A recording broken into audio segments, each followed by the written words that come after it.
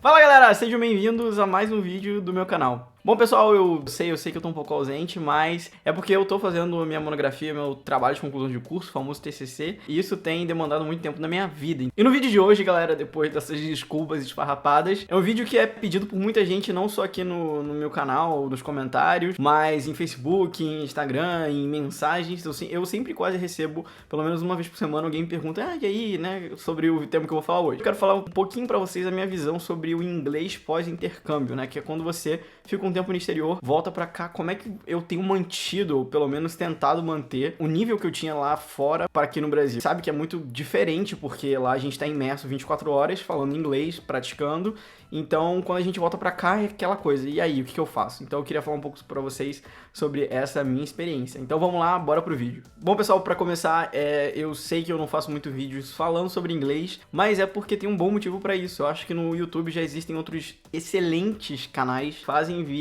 né, são professores de inglês que entendem no assunto e que vão fazer vídeos excelentes pra vocês, né. A minha recomendação, talvez um dos meus canais favoritos que fala sobre inglês aqui no Brasil é da Karina Fragoso. Se você não conhece, o canal dela é excelente, a qualidade é muito boa, os temas são muito legais e ela é muito boa professora. Então eu vou deixar aqui no link, sei lá, ou aqui embaixo, ou aí vai aparecer. E é isso aí, vão lá no canal dela, que com certeza ela é uma trilhões de vezes melhor professora do que eu. Mas aqui eu quero falar com vocês sobre a minha experiência, sobre uma pessoa que fez intercâmbio, voltou ao Brasil, e aí, o que acontece? Pra quem ainda não sabe, eu fiquei durante quase 2 anos nos Estados Unidos estudando, e aí no ano passado, no final de 2015, então eu voltei pro Brasil pra terminar meus estudos. Muito se fala sobre essa prática contínua do inglês. Eu já ouvi pessoas falarem, né, quando a gente fica fluente em inglês é como andar de bicicleta, quando você precisar, você vai saber. Eu não acredito muito nisso, e eu vou já explicar por quê. O inglês, ele não é só uma bicicleta que você senta nela e você só tem que pedalar e manter o equilíbrio. Envolve várias outras coisas, a gente tem que saber a fala, a gente tem que saber a pronúncia, a gente tem que saber ouvir. A área que eu sou mais familiar no inglês e que eu já tinha facilidade antes, que é o listening, que é você ouvir algo em inglês e você entender o que é. Lá nos Estados Unidos eu adquiri já um hábito que eu tinha antes, né, que era de ouvir podcasts, né. Pra quem também não sabe, eu também sou podcaster, eu tenho um podcast, o Biomedcast, com outros 3 colegas biomédicos. Então se você gosta de ciência e humor, tá aqui o link também pra você conhecer meu podcast. Então o podcast, né, é aquele programa em áudio MP3 que você escuta como se fosse um rádio já gravado, editado com músicas e tal. Ouvir podcasts é uma coisa muito boa, principalmente quando você fala assim em treinar o seu listening, sem dúvida nenhuma. O meu conselho pra vocês que querem, assim, treinar ouvindo podcasts é que vocês, então, procurem podcasts que vocês são já mais familiarizados na área. Eu sei que aqui no Brasil já existem alguns podcasts que eu não ouvi ainda sobre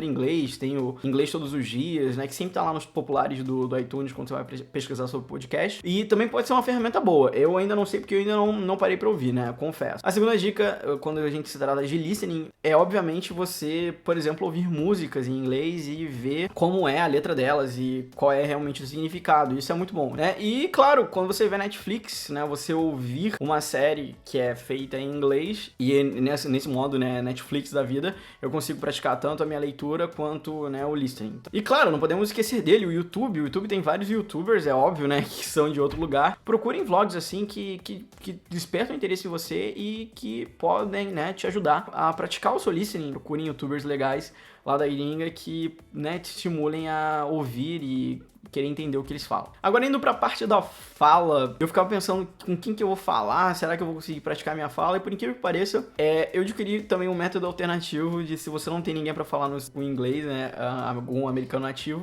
você pode fazer isso em casa e tem funcionado muito bem pra mim. E eu acho que vai funcionar bem pra você também, né? Bom, o que eu tenho feito bastante quando eu não consigo falar com meu ex-roommate, vocês já viram os vídeos que eu gravei com ele, né, sempre muito já legais, né? Ele continua sendo meu amigo e a gente se fala às vezes lá pelo WhatsApp ou pelo Skype e a gente fica lá 1h30 conversando, e não é sempre que eu consigo isso, né? Todo mês que eu consigo, né, ficar 1h30 lá falando com ele em inglês. Mas o que eu tenho feito muito é ler capítulos de livros que eu tô lendo em inglês em voz alta. Pode parecer um pouco maluco, mas é verdade. A partir do momento que você vai lendo e você vai ouvindo a sua própria voz lendo aquilo ali, eu não sei, algo acontece e fica muito mais fácil depois na segunda, na terceira vez. Quando você for falar aquela palavra de novo, vai ser muito mais fácil. É muito legal essa estimulação da gente não ficar tão travado na hora de falar. É aquela coisa, galera, se você não põe em prática, você fica com muito mais dificuldade na hora que você tiver que falar. Então, se você conhece alguns amigos seus que querem também praticar o inglês, se juntem, façam lá uma sexta-feira em inglês, né? Uma imersão em inglês e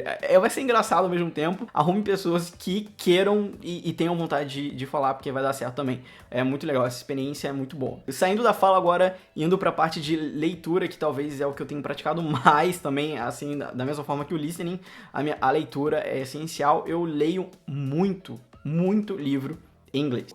Eu uso, né, o Kindle, que é um leitor digital de livros, para ler e-books, e é maravilhoso. O Kindle é fantástico, porque ele não é só um leitor de livro digital. Ele também tem dicionários dentro dele e ele pode, inclusive, criar um banco de dados com aquelas palavras que você tinha dificuldade e que você, às vezes, tinha uma dúvida. Porque o que acontece? Quando você está lendo no Kindle, você pressiona a palavra, né? E se o Kindle estiver conectado na internet, ele vai dar essa tradução para você. Se ele não estiver conectado na internet, ele vai então dar a definição do dicionário. Como eu já falei, eu sou muito assim, que nem trocar de canal. Às vezes eu tô lendo um livro, enjoo dele, começo a ler outro, aí depois, aquele livro não, que eu tava lendo, volto para ele. E o Kindle tá tudo lá, tudo organizadinho. Eu não teria condição de fazer isso se os livros fossem físicos. Além do mais, o Kindle, os livros, eles são muito mais baratos comprar pra versão digital do que você comprar na edição física. Cada um mês, sei lá, quando eu não tenho nada pra fazer, eu vou lá no meu banco de dados das palavras que o Kindle reúne, né?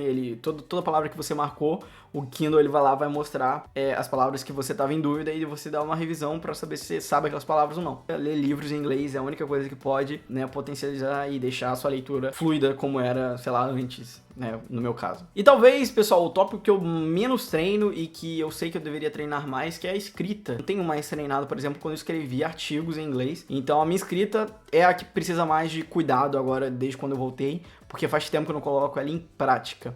Então, se vocês tiverem alguma dica pra mim, deixem aqui nos comentários. E galera, eu vou ficando por aqui, espero que vocês tenham gostado desse vídeo. E minhas redes sociais estão aqui na descrição, vocês podem mandar mensagem lá, com temas, elogios, críticas. Sabe, antes de apresentar o meu TCC, eu volto aqui pra poder fazer outro vídeo? Provavelmente sim, não vou deixar vocês tanto tempo sozinhos sem vídeo. Eu vou ficando por aqui, a gente se vê, um abraço, tchau!